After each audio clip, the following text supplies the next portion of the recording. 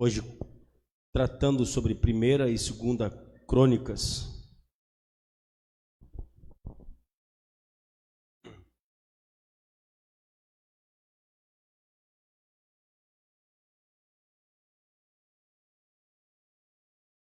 Gostaria de ler com vocês 2ª Crônicas.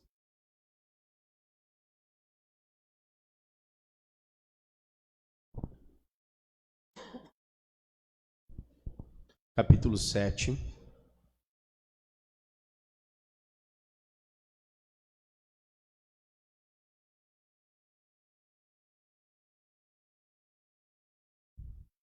Verso 1 até o verso de número 3.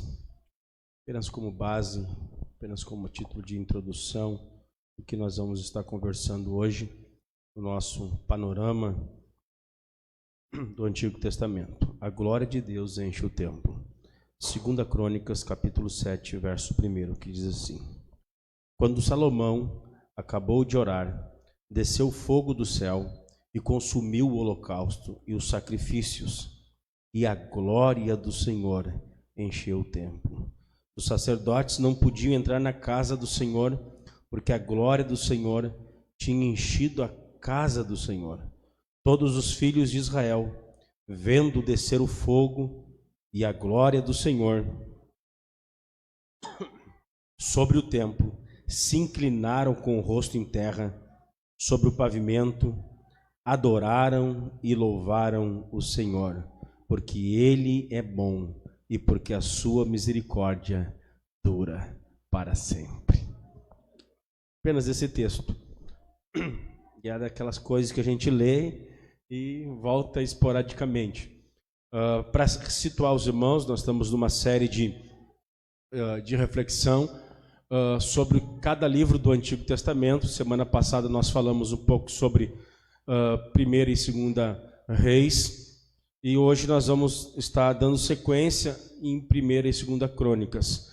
A título de informação, tem muita gente que acha que os livros são repetitivos e são muito semelhantes, e são poucos os leitores que conseguem ver a diferença de 1ª e 2ª Reis e 1ª e 2ª Crônicas. Lembrando os irmãos que na Bíblia hebraica esses livros, cada um deles é um livro de reis, e 1ª e 2ª Crônicas é apenas na Bíblia hebraica um livro de crônicas, crônicas dos reis de Israel. Ok? O fato é que nós, quando nós vamos estar lendo, muitos dos leitores não muito atentos, não muito aplicados, eles acham repetitivos e acham que às vezes não conseguem nem captar. Vou pedir um copo d'água, por favor.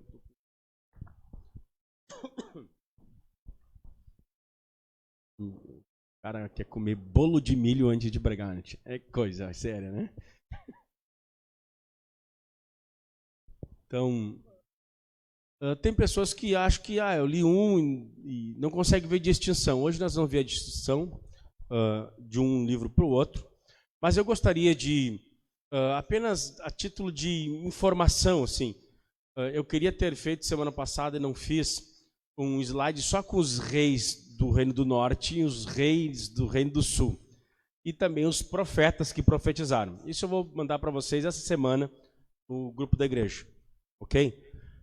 Mas o fato é, meus irmãos, que nós vimos aí, semana passada, do Reino do Norte, 19 reis, todos eles maus.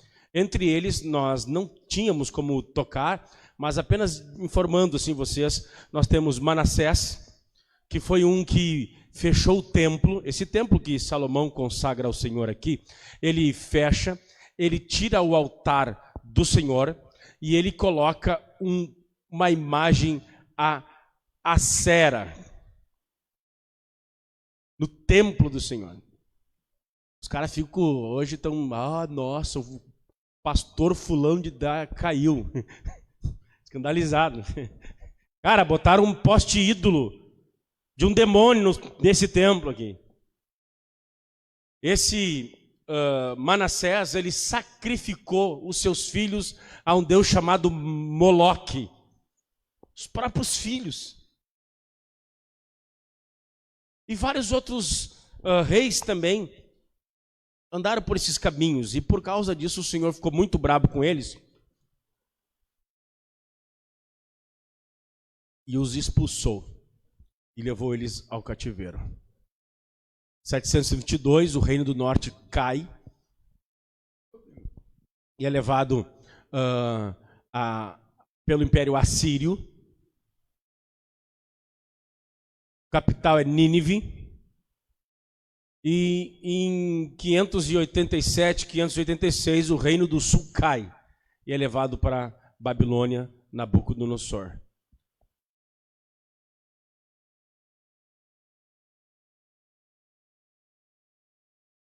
É interessante que nesse período surge, então, foi bem aí que eu terminei semana passada. A monarquia é o pano de fundo pela qual nascem os profetas de Deus. Tem os profetas pré-clássicos e os clássicos. Pré-clássicos são aqueles profetas que nem Elias, que nem Eliseu, Aías, Micaías. Esses profetas que não escreveram livros e as suas profecias. São pré-clássicos. Por outro lado, nós temos profetas que são profetas que profetizaram por um período mais longo e eles registraram seus livros, e eles são chamados de profetas clássicos. Nesse período surge, no período da monarquia, então, surge o ministério profético no meio do povo de Deus, no meio do povo de Israel. E eu conversava essa semana com alguns irmãos, lembrando eles que não teve um único profeta dos pré-clássicos ou dos clássicos que trouxe uma nova revelação ou uma nova palavra. Os profetas de Deus foram inspirados pelo Espírito Santo, sim. Eles viram visões, tiveram revelações, mas todas as revelações, as visões e os impulsos proféticos foram nada mais, nada menos do que pegar a lei, o Deuteronômio, Levítico, pegar os 5 rolos de Moisés, ler e explicar ao povo. Está escrito aqui: maldito serás ao obedecer. Outro homem vai dormir com a tua mulher. Outro povo vai possuir a tua terra. Tu serás levado cativo. Vocês vão passar fome. Na lei, lá em Deuteronômio diz: olha, vocês abandonarem a Deus e cultuar a esses falsos deuses, eu enviarei sobre vocês pestes, pragas, e diz assim: será tal ponto a fome de vocês, está lá no livro da lei, que uma mãe vai comer o fruto do seu ventre. E depois que comer o fruto do seu ventre, ela vai dividir com uma amiga, e na hora que for comer o fruto do ventre da sua amiga, a sua amiga, de tão egoísta que vai estar por causa da fome, não vai querer fazer isso. Os profetas, você lembra de Elias, quando profetizou a seca? A ideia é essa: o povo de Israel abandonou Yahvé, abandonou e eu sou. Então acontece a divisão, o cativeiro acontece, e todas essas questões que nós vimos. E interessante que estava tudo na lei. Os profetas seriam hoje meio que semelhante ao ministério pastoral, né? Eles leem um texto e explicam um texto, leem um texto e ensinam o povo de Deus. Era isso.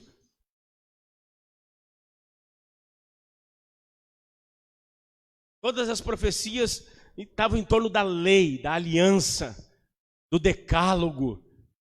A monarquia se afastou do decálogo. Nós vimos lá em Deuteronômio que uma das obrigações do rei era também ler, conhecer e ensinar, julgar o povo a partir da lei.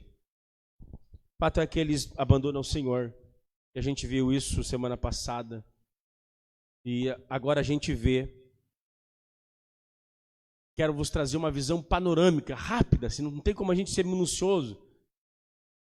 São 2 livros, 502 anos de história, em 35 minutos que me resta. Mas aqui vai ser apenas a título de instigar você, ok? Vamos ver lá. Alguém já escreveu, daqui a pouquinho eu vou ler para vocês isso, que 1 Reis e 2 Reis, ele é escrito logo bem no início do cativeiro. Já as 1ª e 2ª Crônicas, ele é escrito bem no início pós-exílico. Aí tu já vê a diferença e você não tem que tirar isso da tua cabeça. Que esses livros são iguais.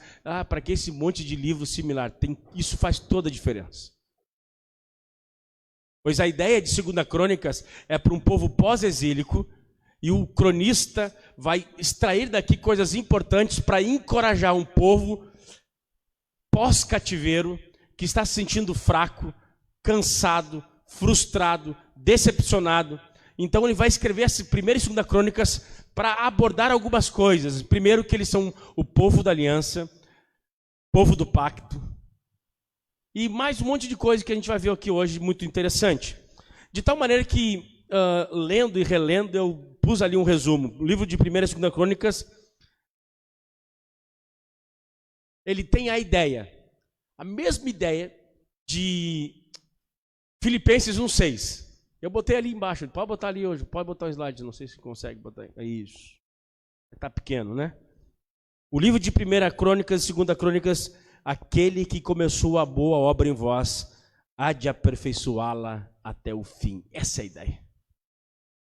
Um povo que recém está voltando do cativeiro. Então o cronista vai relembrar a história. Vai trazer lembranças, só que daqui não vai entrar no Reino do Norte, não vai entrar nos pecados de Davi, não vai entrar nos pecados de Salomão. Ele vai exaltar algumas coisas estratégicas para encorajar um povo que está há 70 anos escravizados.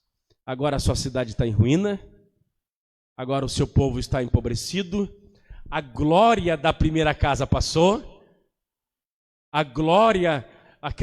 o momento áureo de Davi e Salomão passaram. O que tem é uma Jerusalém com os muros quebrados, o templo destruído, os sacerdócios espalhados.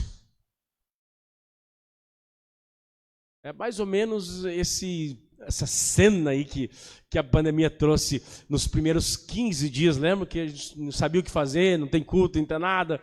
Imagina.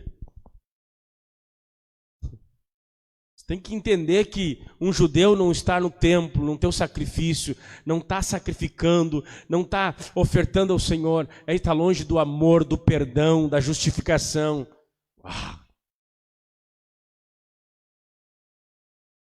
Para que se arrependa, nem Nabucodonosor, nem a Síria, nem os próprios pecados dos filhos de Davi, porque a aliança não depende das obras dos homens. A aliança, o pacto é incondicional, depende de Yahvé, o eu sou. Bendito seja o nome do Senhor.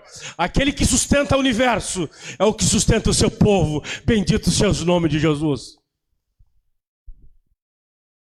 Eu tenho que me acalmar aqui, vou mais adiante. A idealização dos reinos de Davi. O cronista tem essa ideia, exaltar o reino de Davi e Salomão para encorajar um povo. Aqui é um segundo êxodo. Saíram do Egito, agora estão saindo de Babilônia, escravizados, torturados e perderam muita coisa. Então o cronista começa a lembrar eles esses tempos áureos, porque nesses tempos áureos Deus fez um pacto. Nós vamos ver isso lá em 2 Crônicas, capítulo 8. 2 Crônicas, capítulo 8, capítulo 7, 11 em diante. Não vou ler aqui, é só para vocês tomarem nota. Aliança de Deus com Salomão. Quarto conceito básico de 1ª e 2 Crônicas é a legitimação dos sacerdotes e levitas como líderes comunitários. Ele exalta muito o ofício, o trabalho dos sacerdotes e levitas em 1ª e 2 Crônicas. É uma coisa muito interessante. Apenas alguns contrastes, eu botei ali, contrastes entre os livros de Reis e Crônicas. Acompanhem comigo, ouça por favor. Contraste entre o livro de Reis e Crônicas. Preste bem atenção. Reis foram escritos pouco depois do princípio do cativeiro da Babilônia. Crônicas foram escritas pouco depois do regresso do cativeiro. Reis foram compilados por profeta Jeremias. Crônicas por um sacerdote, Esdras. Reis põe em relevo o trono de reis terrestres. Crônicas, o trono terrestre, ou seja, o templo do rei celeste. 70% de todo o livro de Crônicas gira em torno da adoração, do culto, do templo. Nossa! E a adoração é algo muito importante no livro de Crônicas. Reis é um livro prático e régio. Crônicas é um livro eclesiástico e sacerdotal. Então, esse negócio, eu leio, é tudo meio parecido. Lê direito, meu irmão. Lê direito, pelo amor do Senhor. Lê direito. Vem no culto de ensino, culto de doutrina da igreja, doutrina de verdade, né, tia? De doutrina, de ensino, de abrir a Bíblia e estudá-la. O cronista se apresenta como um grande intérprete da história, como um grande intérprete da lei, como um grande intérprete da autorrevelação de Deus. E ele divide 1ª e 2ª Crônicas em 3 grandes blocos, ok? A gente vai ver aqui rapidamente os blocos. O primeiro bloco, cronista como intérprete, como alguém que está interpretando a história e narrando aqui nesses 2 livros. Primeiro grande bloco, do capítulo 1 de 1ª Crônicas até o capítulo 9 de 1ª Crônicas, nós temos a genealogia desde Adão até o período pós-exílio. Nós não temos isso nos livros de Reis. É igual, não é igual.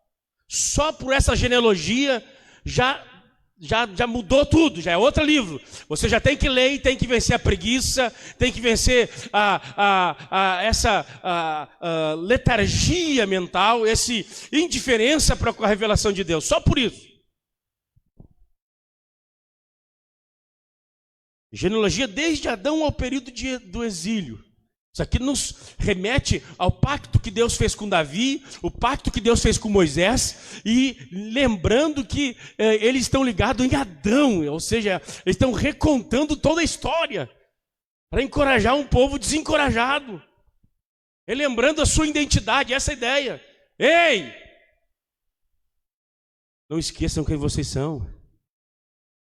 Não esqueçam quem vocês são, não esqueçam a origem, não esqueçam as obras, não esqueçam os pactos, não esqueçam as promessas, não esqueçam a aliança. Ele está reconstruindo a história do povo de Deus para ver que eles possam cair em si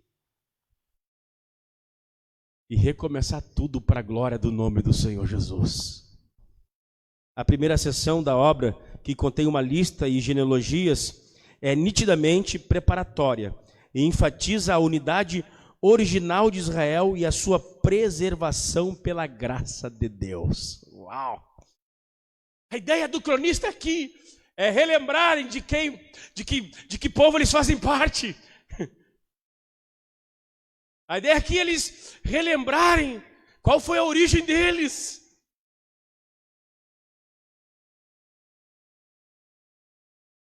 Esse é o primeiro bloco, do 1 ao 9.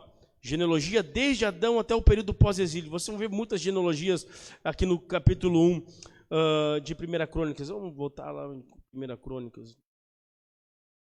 Abra rapidamente, não tem como tocar, mas nós temos aqui as epígrafes, né? Nós temos os títulos ali: descendentes de Adão, descendentes dos filhos de Noé, descendente de Sem, descendente de Ismael, descendente de Abraão e Queturra, descendente de Esaú. Temos aqui descendente de Seir, descendente de Israel, descendente de Judá, capítulo 2. Os filhos de Davi, capítulo 3, e assim por diante. Ele liga a aliança de Davi com Sem, com Javé, com Adão, liga a história, lembrando o povo de Deus, para os encorajar, os fortalecer. Olha, aquele que começou uma boa obra em vocês, ele há de concluí-la. Nossa, isso aqui tem muita coisa. Vamos mais adiante. O segundo grande bloco de 1ª e 2ª Crônicas, se o primeiro vai do capítulo 1 ao capítulo 9, o segundo bloco vai do capítulo 10 de 1 Crônicas até o capítulo 9 de 2 Crônicas. E aqui é a parte mais central desse livro. O segundo bloco, a segunda divisão de Crônicas vai do capítulo 10 de 1 Crônicas até o capítulo 9 de 2 Crônicas. E a história desse bloco, então, gira em torno da monarquia unida de Davi e Salomão. Então, do capítulo 9 de 1 Crônicas, você está perto aí, está aberto aí praticamente, né? Então, a gente vê aqui os habitantes de Jerusalém depois do cativeiro, vai falando, derrota de Seir, Davi é ungido rei sobre Israel, capítulo 11, vai relembrando a história de Davi, de Sansão, enfim, as ofertas, a dedicação dele, as conquistas de Davi, as escolhas do sacerdote. Nossa, gente, nós não temos tempo, é apenas uma visão panorâmica, mas o esforço do rei Davi em nomear sacerdotes, levitas, cantores mor, Emã, Asaf, Jedutum, 24 turnos do templo de sacerdotes levitas cantando, 24 turnos. Imagina que adoração fantástica que era. E não eram essas coisas de gente gritando na igreja, era coral mesmo, coral de vozes. Não é aquela junção que todo mundo se junta e começa a gritar um para o norte e um para o sul. É cantar com excelência, é saber cantar de fato. Dizem por aí que o pastor Leon gosta de coral. Eu gosto de coral, gosto de coral. Coral de vozes. Onde um playback gritando acima das irmãs ou dos irmãos, os jovens ficam ali com a voz vazia e o coral e o playback gritando assim. A maneira que Davi institui. É claro que quando ele vai, Salomão dedica, a glória vem, é tanta glória que é palpável a glória de Deus e eles não conseguem ficar dentro do templo, tem que sair.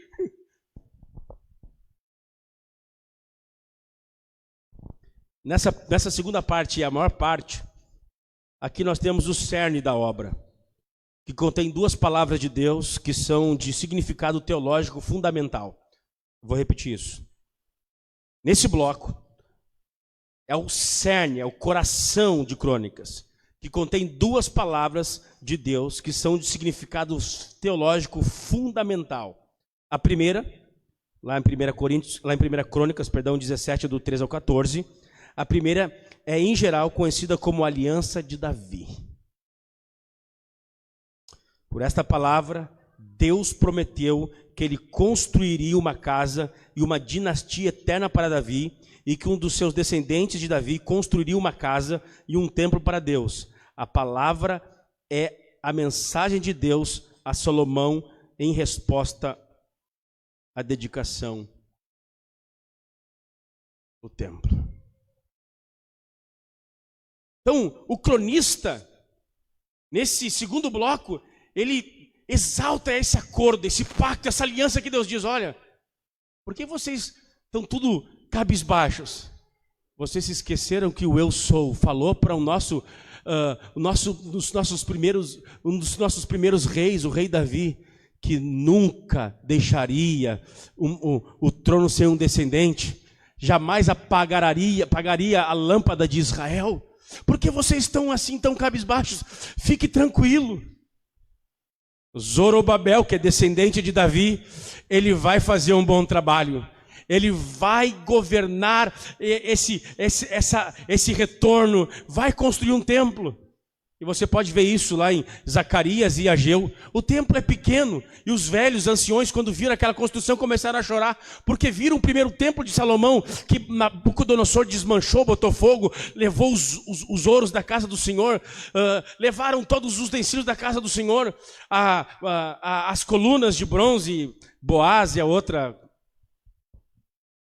Joaquim, uma coisa mais ou menos assim. Sei que são uma é Boaz, eu nunca esqueci a outra, eu sempre acabo me perdendo. Acho que é Joraquim, nome da segunda coluna, que era de quase 6 metros assim, de espessura, grande, assim, que estava no templo, todo de bronze. Nabucodonosor corta ela, funde, leva bronze, leva prata, leva ouro, leva os utensílios, põe fogo na casa do Senhor, destrói.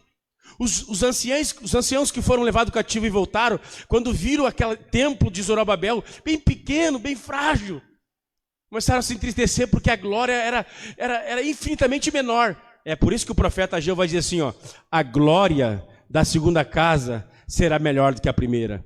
E aqui a ideia não é apenas que ele viu lá Herodes o Grande reconstruindo aquele templo, fazendo uma coisa maravilhosa, que foi uma das 7 maravilhas do mundo antigo. A ideia não é essa. A ideia é que Ageu viu o seguinte: antes a arca era símbolo da presença de Deus. Ageu viu Zacarias apresentando Jesus no templo, diz, a glória da segunda casa será maior do que a primeira, porque naquele templo de Zorobabel, o Filho de Deus encarnado, Deus desceu à terra. Antes era símbolo, agora Deus desce de forma real. Bendito seja o nome do Senhor.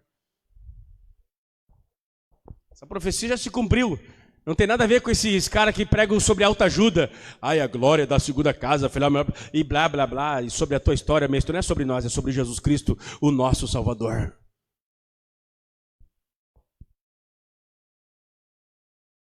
Então o cronista relembra esse pacto, essa aliança, essa promessa de Deus para com Davi, para trazer à memória esse povo que está saindo do cativeiro.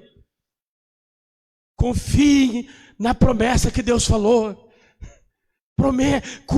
Cumpram, voltam, se arrependam. Vocês são prova de que Deus não mente.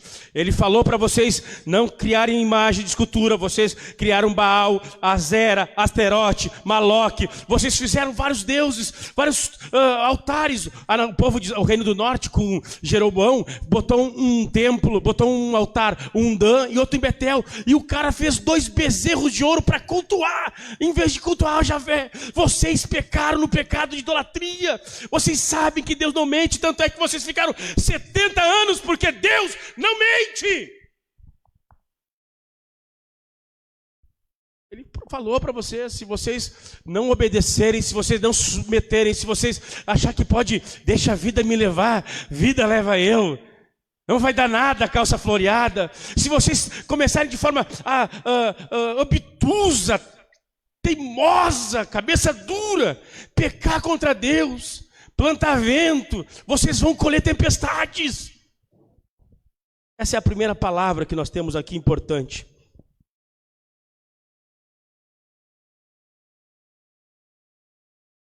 A segunda coisa importante aqui é o templo. 2 Crônicas 7, 11 ao 22. Essa também possui um caráter de promessa, a saber que Deus está sempre pronto para perdoar e restaurar o seu povo.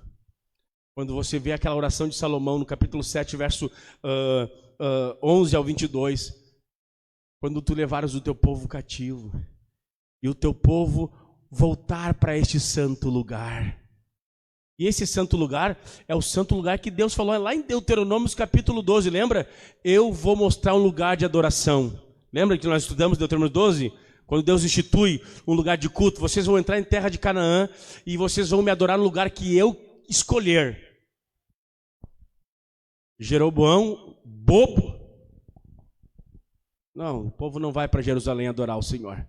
Vou fazer um bezerrinho aqui, vou em Betel e Dan. O Senhor havia dito que ele escolheram um lugar, e ele escolheu, fez de Jerusalém, do Monte Sião, a sua habitação. E a segunda promessa aqui, que o cronista quer nos ensinar, e quer ensinar ao povo que está sendo direcionado esse livro de crônicas, é a importância do templo. Se meu povo, que se chama pelo meu nome, se humilhar e orar e me buscar, eu ouvirei dos céus. A ideia aqui é chamando eles a entender que Deus é um Deus que restaura, Deus é um Deus que perdoa. O Deus é um Deus que, mediante a fé e o arrependimento e a conversão dos homens, Ele faz tudo novo. Essa é a ideia. Ele está pronto para perdoar e restaurar o seu povo e nos ensinar que tanto a monarquia davídica quanto o templo são centrais para a compreensão do cronista sobre a história. A ideia aqui que tanto a monarquia davídica de de Davi e Salomão, como o templo são importantes para eles fazer uma releitura da história. Para eles fazerem noção da história. Então começar tudo novamente. Terceira e última parte do Crônicas vai de 2 Crônicas, capítulo 10, 2 Crônicas, capítulo 10. 2 Crônicas, capítulo 10, até capítulo 36, o final do livro. A divisão ali, a revolta das tribos de Israel, os pecados de Jeroboão, filho de Salomão. Então ele nos fala do período da monarquia dividida.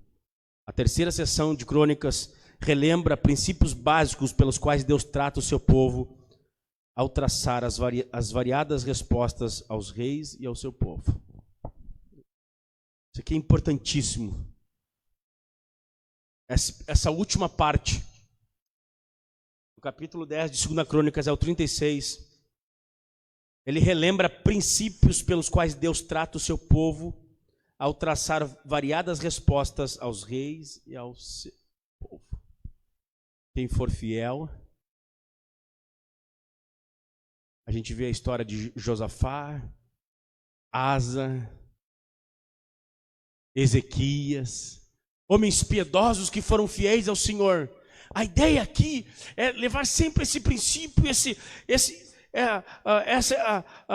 ensinar e instruir o povo sobre a responsabilidade humana, individual, a importância e o valor da responsabilidade humana diante do pecado, e também a responsabilidade do homem no seu arrependimento individual. Então, nesse último bloco, do capítulo 10 ao 36, o cronista relembra princípios básicos pelos quais Deus trata o seu povo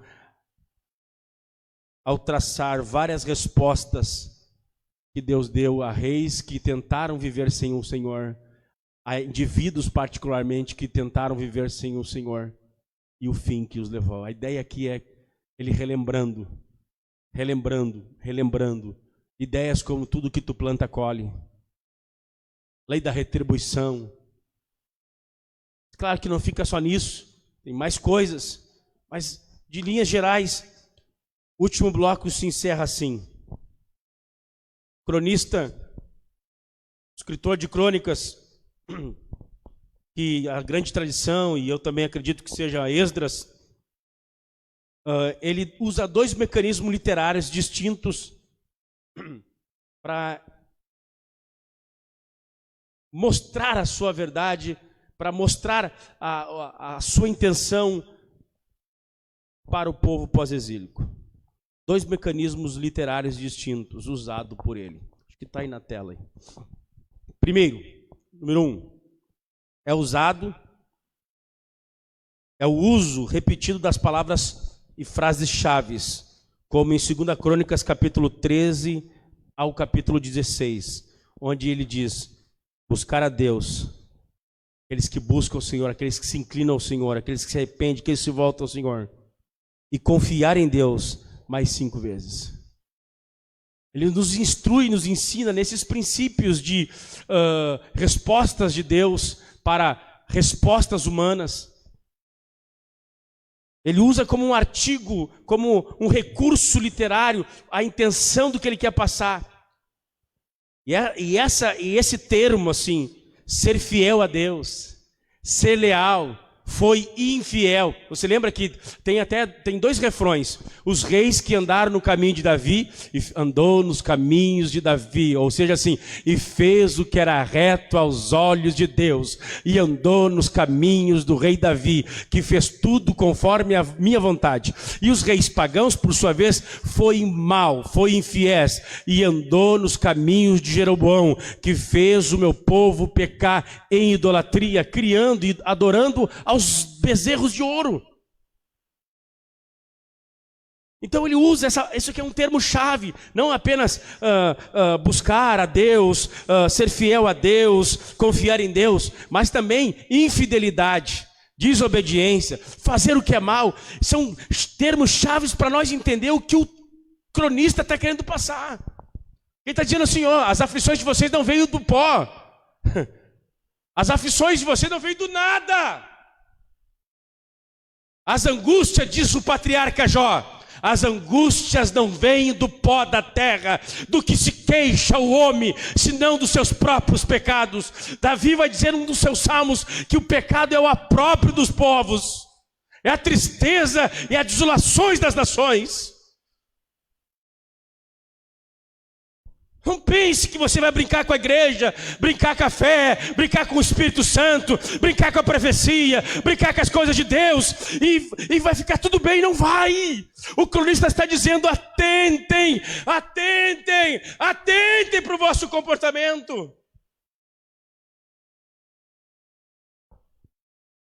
Me fugiu agora o número dos salmos que diz que os olhos do Senhor procuram os fiéis da terra. Os olhos do Senhor estão sobre os justos, sobre os fiéis. Não estou dizendo sobre os perfeitos, sobre os irrepreensíveis, não é sobre isso. Sobre os que eles são justos e retos conforme a vontade e o padrão de Deus. Esse é o primeiro recurso literário para transmitir a sua mensagem. O segundo recurso é usando no relato da monarquia dividida. É o modo pelo qual trilogias de reis são relacionadas conforme um padrão de comportamento. Grave isso, aqui vai precisar um pouquinho mais de calma para você captar a ideia. O segundo recurso literário que o cronista usa é o relato da monarquia dividida, o modo pelo qual trilogias de reis são relacionados conforme o padrão de comportamentos distintos, demonstrando de maneira diferentes a importância da responsabilidade individual pelo pecado e também o valor do arrependimento individual. 2 Crônicas, capítulo 24 ao 35, fala sobre isso. E eu vou botar na tela ali, ó, essas trilogias de reis. Por exemplo, número 1, Joás, Amazias e Uzias, todos caíram após mostrar uma fé inicial. 2 Crônicas 24 a 26. Eles começam bem e terminam mal. Todos eles têm uma fé, dão evidências de fé no começo, mas acabam terminando. Terceiro, Jotão, Acás e Ezequias. Cada um deliberadamente rejeita os caminhos dos seus respectivos pais. 2 Crônicas 27, capítulo 27 ao capítulo 32. Os seus pais foram piedosos. Os pais desses caras fizeram reformas maravilhosas. Aí vem com esse papinho de maldição hereditária.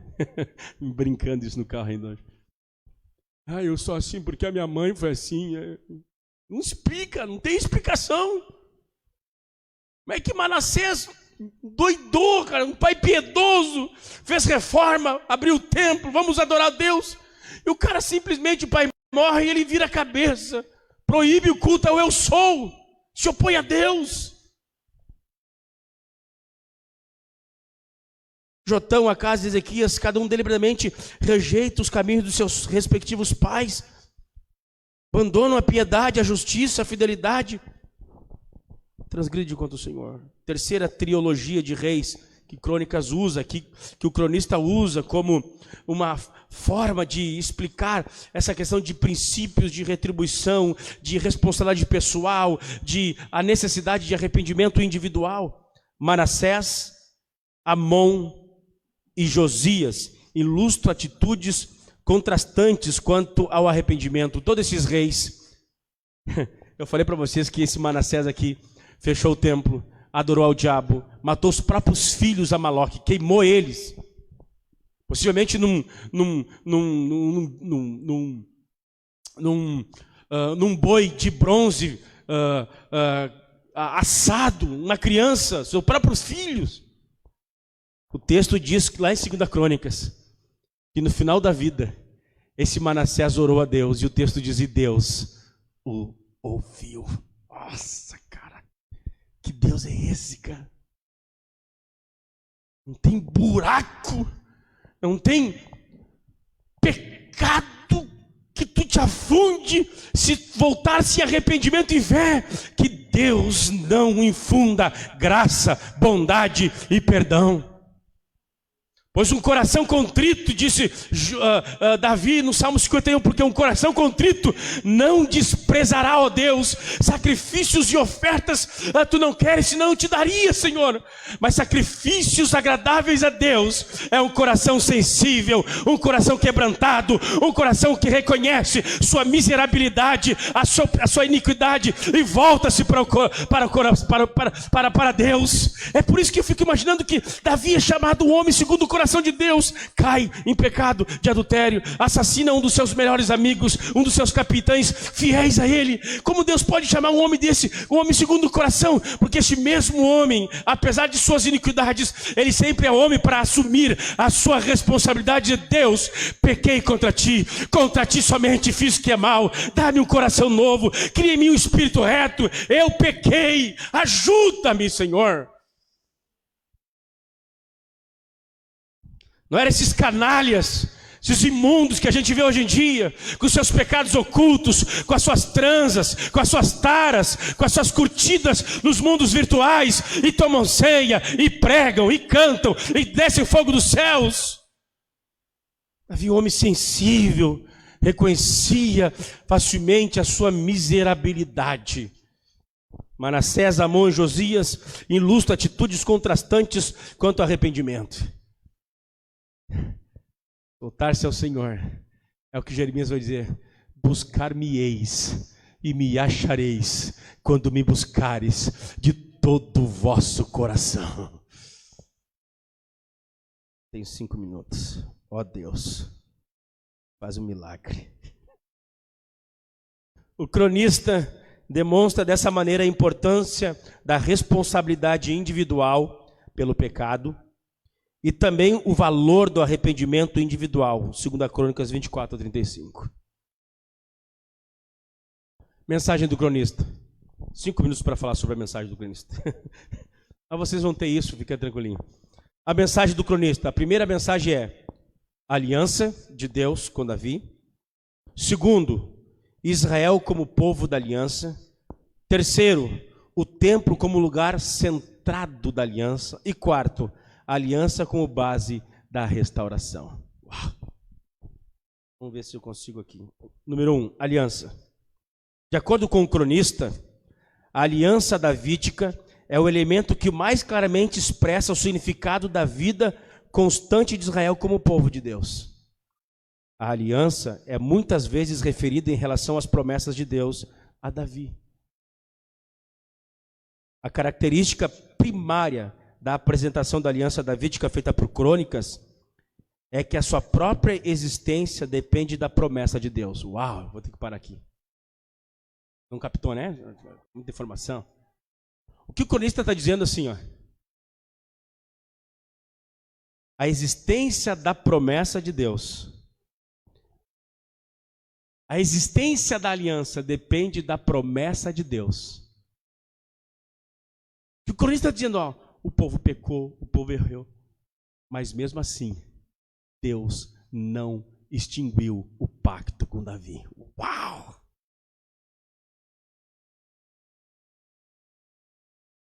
Esse é um dos grandes temas, aliança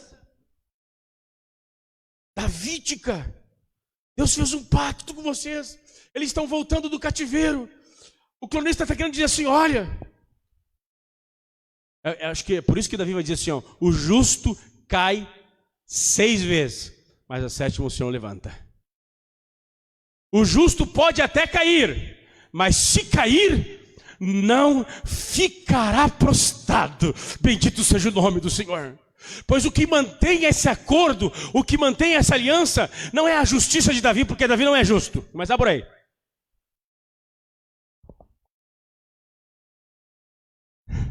O que mantém a aliança não são as obras de justiça de Davi. O que mantém a aliança foi a promessa de Deus. Eu serei contigo. É uma aliança unilateral e individual. Deus assegura o seu pacto. Que coisa boa. Tu não tem medo de perder a salvação. Não tem medo de perder a salvação. Porque eu sei em que mão a minha salvação está. Bendito seja o nome do Senhor. O que o cronista está querendo dizer é o que Paulo vai dizer lá em Romanos 8: ninguém nos separar do amor de Deus que está em Cristo Jesus, nosso Senhor. Uau! Que glorioso demais, meus irmãos. O cronista está querendo dizer isso. Esse amor, ele está fundamentado não nas tuas obras. Se Deus dependesse das nossas boas obras para nos amar, nós seríamos odiados. Se nós fosse a nossa justiça, a nossa bondade, nossas boas obras, nossa própria vontade, para Deus nos amar, nós nunca seríamos amados. Bendito seja o nome do Senhor. Nós somos alvos do amor de Deus por causa da sua graça e da sua bondade. É isso que o cronista está querendo dizer para os judeus que estão vindo pós-exílicos. Deus continua cuidando de vocês, embora vocês tenham caído errado, Ele está com vocês não por causa das suas boas obras. Você lembra em Deuteronômio capítulo 9? Eu vos escolhi não porque vocês eram grandes e poderosos, bem pelo contrário, vocês são uma nação rebelde, contumaz, mas eu coloquei o meu coração em vocês, isso faz toda a diferença. Mais adiante, Israel como povo da aliança, enquanto muitos israelitas pós-exílicos se inclinavam a pensar em si mesmos como abatidos, modestos, culpados, fracos, um grupo de extraviados, sempre na defensiva, o cronista era otimista teologicamente, que deseja trazer nova esperança ao povo. Essa é a ideia. Ei, vocês fazem parte do povo de Israel. E ele começa tecendo a genealogia desde Gênesis. Uau! O autor lembrou a eles primeiro a sua aliança não remontava apenas a Davi, mas podia ser traçada até Adão, 1 Crônicas 1. A comunidade pós-exílica era parte do que Deus havia planejado, não apenas para Israel, mas desde a própria criação da raça humana. Eles eram o povo da aliança, o povo do pacto. E Reis e Crônicas não é a mesma coisa. Não é. O Espírito do Senhor escreveu 66 livros com propósitos distintos. É nossa obrigação compreender a palavra de Deus. Falei para vocês que vocês nunca mais lerão a Bíblia da mesma forma. Eu sei que alguém pensa, o pastor é arrogante. Não, é porque é impossível mesmo. Jesus diz, as minhas palavras são espírito e vida. Bendito seja o nome do Senhor. Eu digo isso não pautado no que eu sei, ou no meu slide, ou no meu conteúdo. Eu faço isso porque eu creio que essa palavra é inspirada, infalível, inerrante à voz de Deus para a humanidade. A palavra criou o povo de Israel. A palavra manteve o povo de Israel. A palavra trouxe o Filho de Deus. A palavra de Deus criou a igreja. A palavra de Deus sustenta a igreja. Nós somos o povo do livro. Deus chama o seu povo por meio da sua palavra. Deus firma o seu povo por meio da sua palavra. Deus santifica o seu povo por meio da sua palavra.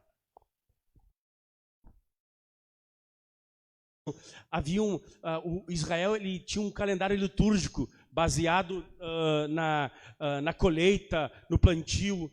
Tinha uma sistemática de adoração. Se é inverno, tinha que adorar. Deve ter frio, tem culto? E aí que tá 10 graus, 5 graus. Deus continua sendo Deus. Eu continuo sendo criatura. Devo adorar e glorificar o seu bendito nome.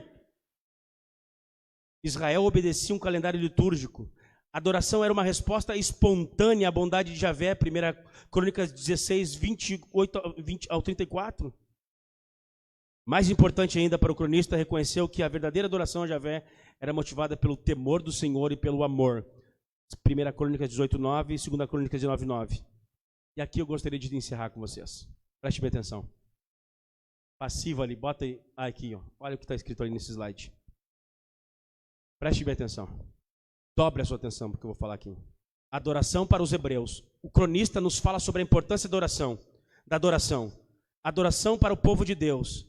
Era uma experiência... Está em negrito lá. Era uma experiência... Para quem está em casa ouvindo, era uma experiência... viu? Crentes aqui, viu? 3 graus e tem gente aí. Perante Deus. E não...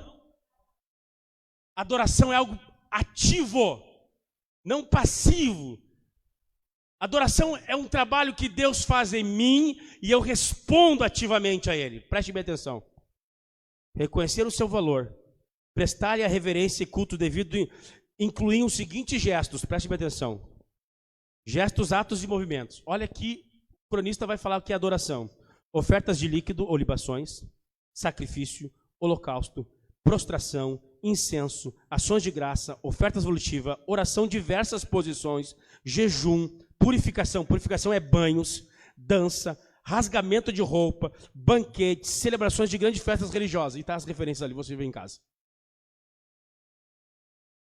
Nunca na Bíblia nós temos na igreja consumidores de culto que vêm de forma passiva, quase que para levantar e dizer, eu te amo, Jesus, glória a Deus, aleluia, é quase que um pecado mortal.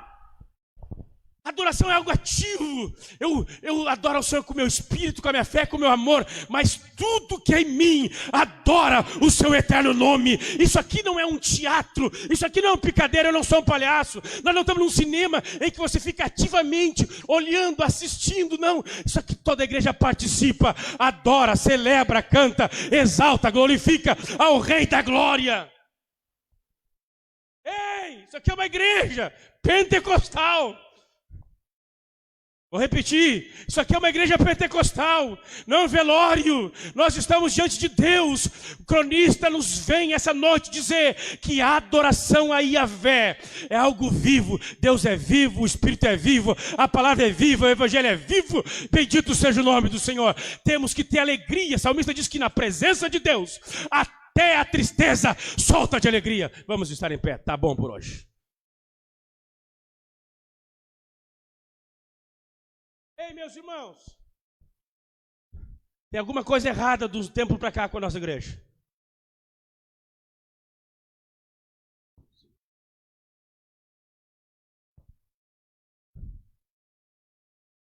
O cronista encorajou aquele pessoal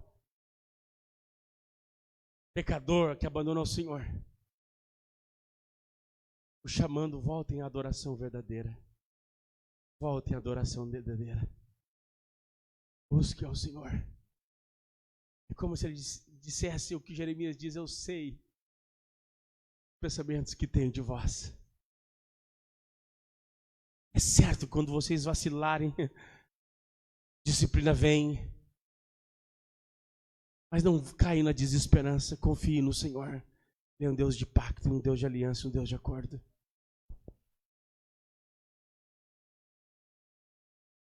Onde é que está a tua segurança? Está nas tuas boas obras, na tua justiça? Você acredita que aquele que começou a boa obra há de aperfeiçoá-la? Essa é a ideia. O cronista estava escrevendo isso. Ei, o Deus de Abraão, de Isaac, de Jacó, o Deus de Davi, o Deus que nos chamou, Ele ainda tem coisa conosco. Essa é a ideia. Essa é a ideia. Eu não sei o que você fez. Eu não sei o que você tem te entristecido, tem impedido você ter uma vida de oração, de leitura, de adoração vibrante na presença de Deus. Eu só quero dizer uma coisa para ti. Há perdão em Jesus. Há perdão em Jesus. E se você desistir de ti, Deus não desiste de ti. E se você não acredita em ti, Deus acredita em ti. E é isso mesmo. Isso é vida cristã. É desacreditar de nós e confiar no seu amor e na sua graça. Aquele que começou a boa obra em vós há de aperfeiçoá-la até o dia de Cristo Jesus. Vamos orar ao Senhor. Pai bendito, na tua presença nós estamos. Tem sido tão poderoso estudar esses livros do Antigo Testamento, Senhor. Ver a tua mão, tua bondade, tua misericórdia, tua santidade, Senhor. Tu, Senhor, corrige o teu povo quando este erra. Tu, Senhor, disciplina os teus filhos quando eles transgridem, quando eles te abandonam, Senhor. Mas tu também é um Deus cheio de bondade, de ternura, de misericórdia, que não entrega os seus filhos aos próprio coração, Senhor, mesmo que temporariamente os julgue, Senhor. Tu promete restaurá-los, tu promete fortalecê-los, Senhor. Abençoa os teus filhos essa noite. Ó Deus, que o teu Espírito comunique a tua verdade e a tua palavra, Senhor. Tudo aquilo que eu não consegui transmitir, que o Senhor continue falando aos seus corações. Obrigado por essa noite, Senhor. Obrigado por esse período no teu santo nome. Amém. E orar nós dizemos que o amor de Deus, a graça do Senhor Jesus e as consolações do Espírito Santo seja com todos, hoje e sempre. Amém e amém.